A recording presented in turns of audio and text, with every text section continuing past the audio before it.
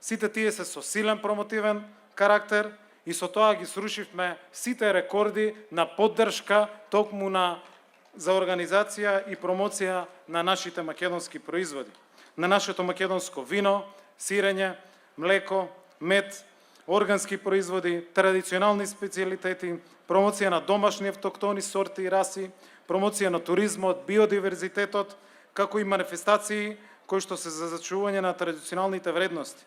Меѓу позначајните локални, само да наведеме, беа Преспанскиот јаболкобер, Поречкиот фармер, Кратовската компиријада, Вкусот на Буково, Тиквишки вински салон, но како меѓународни, кои што силно ги поддржавме, беа Вин Итали, Агра, Провајн, Тера Мадре, Меѓународниот ден на Врањецот и многу други, и како што кажав, срушивме рекорд, поддржавме над 65 меѓународни и локални манифестации.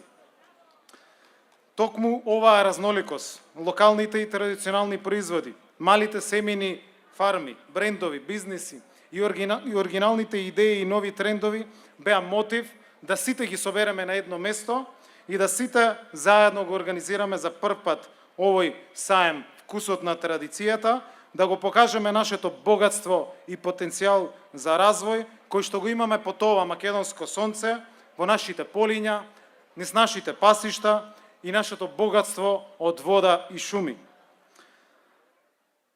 Според податоците на ФАО, 80% од храната која што е потребно за целокупното население ја произведуваат малите производители. Тоа беше причина, мотив да ја започнеме и да ја продолжиме нивната поддршка. Затоа ќе подвлечам малите производители, заради тоа што се најбитни, особено и во време на криза, тие секогаш треба да имаат поддршката од државата. Тоа мора да биде стратегија на државата, тоа мора да биде стратегија на секоја влада, на секој министер од било која структура. Тоа мора да биде за секогаш така. Почетокот на оваа поддршка беше носењето на правилниците за продажба од праг во 2019 година. Со тоа возможивме сите овие производи да може да се продаваат од куќен праг и од фарма и тоа да биде легално.